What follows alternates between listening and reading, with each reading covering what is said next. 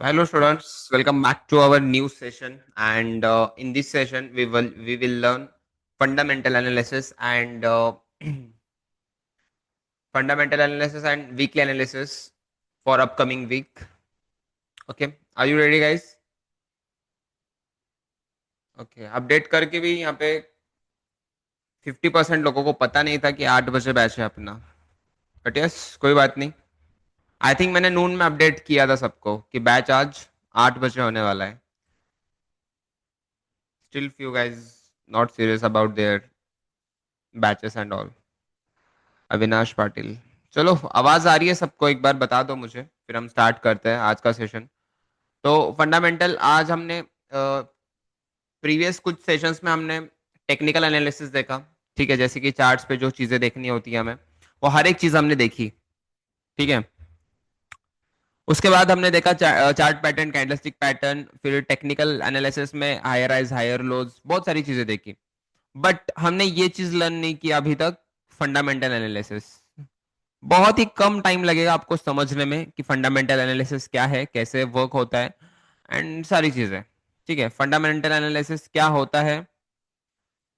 News को predict करके, news को जानकर, न्यूज को प्रेडिक्ट करके ट्रेडिंग करना जिसको बोलते हैं उसको बोलते हैं फंडामेंटल एनालिसिस. मतलब समझ लो, अ, एक हम एग्जांपल लेते हैं. ओके, अब यहाँ पे अपना कोरोना का एग्जांपल लेते हैं. जब लॉकडाउन लगा था, कोरोना स्टार्ट था, तब सबसे अच्छा चलने वाला बिजनेस कौन सा था? कोई बता सकता है मुझे? जब इंडिया में कोविड आया था, सबसे अच्छा चलने वाला सेक्टर कौन सा था? फार्मा सेक्टर था. बराबर है. ठीक है, मेडिकल सेक्टर बहुत अच्छे से चल रहा था.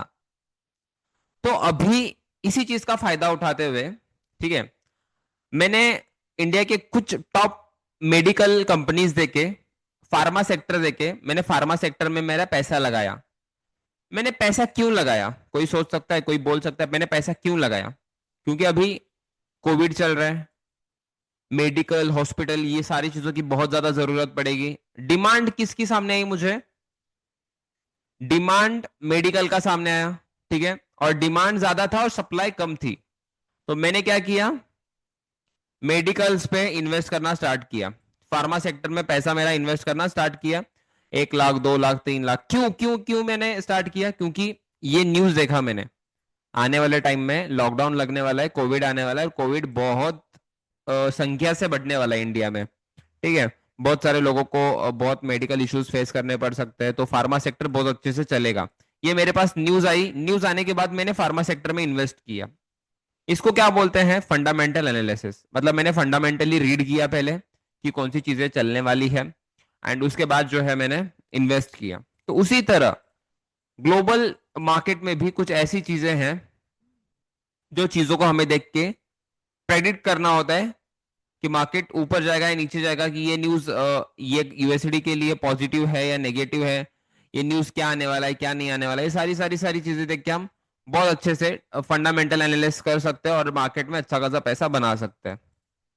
ठीक है. आया समझ में फंडामेंटल मतलब क्या? एग्जांपल दिया मैंने अभी जस्ट.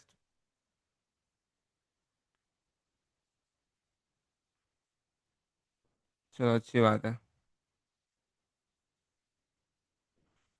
तो पहले हम ये समझ लेते हैं कि कौन कौन से न्यूज है. ठीक है, कौन कौन से न्यूज होते हैं फॉरेक्स में, और वो कहाँ देखना होता है. पहले हम ये देखते हैं कि फॉरेक्स में कौन से न्यूज होते हैं. ठीक है, फिर बाद में मैं बताता हूं कि ये न्यूज कहाँ पे देखने होते हैं. पहली तो न्यूज होती है central bank meetings. Okay, banks के रेट ऑफ इंटरेस्ट कम हुए बड़े हैं, उस पर न्यूज होती है.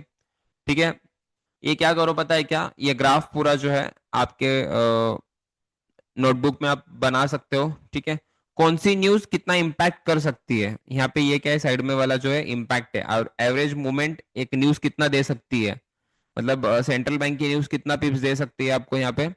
120, 140, 150, 150 पिप्स मैक्स टू मैक्स दे सकती है. उसके बाद अनएम्प्लॉयमेंट की न्यूज, मतलब देश में बेरोजगारी बढ़ी है या कम हुई है, उस पर न्यूज होती है हर मंथली. ठीक है, तो उसका न्यूज का वो न्यूज का इंपैक्ट कितना गिरता है? 80 पिप्स टू 100 पिप्स. उसके बाद कंज्यूमर प्राइस इंडेक्स, वो न्यूज का इम्पैक्ट यहाँ पे 60 पिप्स, 70 पिप्स टू 100 पिप्स पड़ता है एक ही कैंडल में जस्ट। उसके बाद ग्रॉस डोमेस्टिक प्रोडक्ट, ठीक है, गुड्स एंड सर्विसेज के चार्जेस कम ज्यादा होने पे ही न्यूज होती है, ये न्यूज क्वार्टरली आती है, तो इसका 50 to 100 पिप्स का मूवमेंट होता है न्यूज का, ठीक है। उसके बाद unplanned forex news. Unplanned forex news मतलब क्या? जो न्यूज बता के नहीं आते, ठीक है, जो न्यूज बता के नहीं आते, जैसे कि टेररिस्ट अटैक। अब मुझे एक बात बताओ, इंडिया ने लास्ट मंथ पाकिस्तान पे अटैक किया था, राइट? पाकिस्तान को उसका कुछ आइडिया था? सिंदूर ऑपरेशन कुछ आइडिया था क्या? ठीक है। अब मुझे एक बात बताओ, यूक्रेन का वॉर चल रहा था, ये वॉर जो है, ये वॉर बता के आते हैं या अचानक होता है? वॉर होता है, ये बता के आता है कि वॉर होने वाला है, हम वॉर करने वाले हैं, या अचानक वॉर कर देते हैं? बताओ थोड़ा स्टूडेंट्स। अचानक आता है ना? ये प्रेडिक्टेड होता है कि हाँ बाबा ये बॉम्ब डालने वाले हैं, इसराइल पे बॉम्ब गिरने वाला है? नहीं ना। मोस्टली अनप्रेडिक्ट नहीं, अनप्रेडिक्ट ही होता है वॉर कभी भी। बता, मुझे एक बात बताओ, अगर सामने वाली ये एक्स वाई जेड कंट्री है और ये मेरी एक्स वाई जेड कंट्री है, ठीक है, मैं अगर ये कंट्री पे वॉर कर रहा हूं, मैं अगर ये कंट्री पे अटैक कर रहा हूं, मैं बोल के थोड़ी करूंगा। सिंपल बात है, अनप्रेडिक्टेबल होता है ना। अगर मैं बोलूंगा तो ये कंट्री अलर्ट हो जाएगी, अगर मैं बोलूंगा कि मैं आप पे वॉर करने वाला हूं, तो ये क्या हो जाएगा? वो अलर्ट हो जाएंगे। तो क्या है, बहुत सारे न्यूज आते हैं, मैंने एक एग्जांपल दिया आपको कि अनप्लैन्ड फॉरेक्स न्यूज मतलब क्या। जैसे कि वॉर आता है, वॉर आने के बाद गोल्ड अचानक सडनली ऊपर जाना स्टार्ट होता है, ठीक है। तो बहुत सारे ऐसे फैक्टर्स होते हैं मार्केट में, जिस वजह से, जिसको हम बोलते हैं अनप्लैन्ड फॉरेक्स न्यूज, जो बता के नहीं आता है हमें, ओके। सडनली समझ लो कुछ पॉलिटिकल स्पीच, टेररिस्ट अटैक, बहुत सारे एग्जांपल्स है उसके लिए। तो अब हम क्या करेंगे, थोड़ा अब मैं सेंट्रल बैंक का मीटिंग्स का आपको एक पैराग्राफ बताऊंगा कि ये न्यूज क्या होती है, सिर्फ उसका स्क्रीनशॉट ले लेना है आपको, ठीक है, बाद में आप आपके नोटबुक में लिख सकते हो ये सारी चीजें, ओके। तो पहली न्यूज है सेंट्रल बैंक मीटिंग्स, ठीक है, ये मंथली ऑफ्टन होता है। सेंट्रल बैंक में एफओएमसी आता है, ठीक है। हर एक देश का हर एक देश का अलग अलग मीटिंग होता है। मतलब आप, हमारे इंडिया का सबसे बड़ी बैंक कौन सी है जिसके अंडर सारे बैंक्स आते हैं? जिसके अंडर सारे बैंक्स आते हैं? RBI, right. तो आरबीआई का जो भी न्यूज रहेगा, अदरवाइज आरबीआई का जो भी डिसीजन रहेगा, वो डिसीजन सारे बैंक्स को मान के चलना पड़ता है, ठीक है। तो वैसे ही पूरे ग्लोबल में बहुत सारे न्यूज होते हैं, जो न्यूज को मानकर उनकी कंट्री, अदरवाइज उनका करेंसी चलता है, ठीक है। तो ये स्क्रीनशॉट ले लो, ये न्यूज मंथली ऑफ्टन होती है सेंट्रल बैंक मीटिंग्स के, हर एक कंट्री का मंथली डाटा निकलता ही निकलता है, ठीक है। इसमें कुछ एक न्यूज है जो हम यूएसडी के लिए यूज करते हैं, एफओएमसी, ठीक है, जो हमें आने वाले टाइम में रेट ऑफ इंटरेस्ट घटा है या बढ़ा है, इस पे न्यूज होता है क्या, ठीक है, स्क्रीनशॉट ले लो इसका। दूसरा न्यूज है अनएम्प्लॉयमेंट क्लेम्स। अनएम्प्लॉयमेंट मतलब क्या? किसी भी देश में बेरोजगारी बढ़ी है या घटी है, इस पे न्यूज होती है। समझ लो इंडिया में बेरोजगारी बढ़ी है, तो ये न्यूज इंडिया के लिए अच्छी है या बुरी है? बताओ। बेरोजगारी बढ़ी है इंडिया में, तो ये इंडिया के लिए न्यूज अच्छी है या बुरी न्यूज है? बुरी न्यूज है, ओके। तो मुझे एक बात बताओ, इंडिया में इंडिया फिर घटेगा या बढ़ेगा? कोई बता सकता है? इंडिया डेफिनेटली डाउनसाइड जाएगा, जैसे कि निफ्टी, बैंक निफ्टी इंडेक्स पे इंपैक्ट गिरेगा उसका डायरेक्टली, ठीक है। तो ये न्यूज मंथली ऑफ्टन होती है, जिसको बोलते हैं हम नॉन फर्म पेरोल्स, जो एनएफपी बोलते हैं हम, ठीक है। ये हर मंथ के फर्स्ट वीक के फर्स्ट फ्राइडे को आती है न्यूज, ठीक है। ये सबको पता होने दो। उसके बाद कंज्यूमर प्राइस इंडेक्स, यह न्यूज जो है गुड्स एंड सर्विसेज के जो चार्जेस है वो बढ़ने और कम होने पे, इन्फ्लेशन पे न्यूज होती है, गुड्स एंड सर्विसेज के चार्जेस पे, ठीक है। ये न्यूज जो है ये मंथली ऑफ्टन होती है। US consumer price index, okay, ये भी लिख के लो। ये न्यूज कब आती है? सेकेंड वीक के, सेकेंड वीक में आती है हर मंथ को। ध्यान में रखने की चीज, सेकेंड वीक में ये न्यूज आती है। मतलब ये न्यूज कब आती है? 10 से 14 तारीख के बीच में ये न्यूज आती है हर मंथ। ठीक है, सेकेंड स्लाइड दिखाऊं क्या? हाँ, स्क्रीनशॉट ले लो इसका।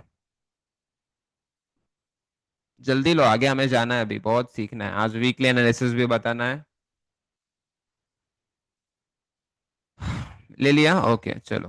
कंज्यूमर प्राइस इंडेक्स हो गया, उसके बाद ग्रॉस डोमेस्टिक प्रोडक्ट, जीडीपी। ठीक है, ये आप रीड करो बाद में आराम से। ये न्यूज क्या है क्या नहीं ये समझना ज्यादा इंपॉर्टेंट नहीं है। ये news at the same time, ये न्यूज क्या इंपैक्ट दे सकती है, न्यूज पॉजिटिव आ सकती है, नेगेटिव आ सकती है, और उसका फायदा हमें क्या हो सकता है ये देखना है हमें बस। ये न्यूज कब ऑफ्टन होती है? ये न्यूज क्वार्टरली ऑफ्टन होती है। ठीक है, तो इसका भी स्क्रीनशॉट ले लो।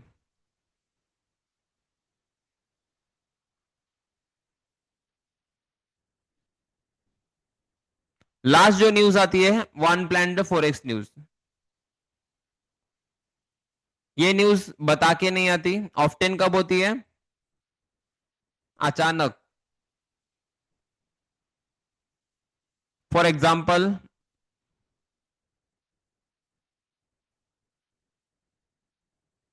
ये बहुत ज्यादा हाई इंपैक्ट न्यूज होती है। Releases that you may or may not find on your economic calendar. Economic calendar में ये लिखा नहीं होता है। ठीक है, पॉलिटिकल स्पीच, जैसे कि political speech, central bank speeches, उसके बाद टेररिस्ट अटैक, बहुत सारे न्यूज हो सकते हैं जो बता के नहीं आते हैं। ठीक है, आई बात समझ में? कौन से न्यूज होते हैं समझ में आया सबको? और कौन सी न्यूज कितना इंपैक्ट करती है ये भी समझना बहुत ज्यादा जरूरी है। अब हम जाते हैं, ये न्यूज एक्चुअल में कहां पे चेक करना है उस पे जाते हैं।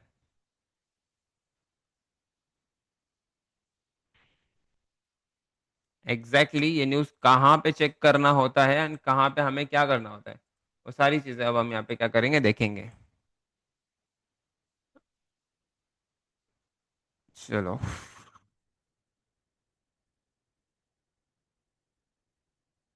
हाँ एनएफपी बताया ना, नॉन फर्म पेरोल।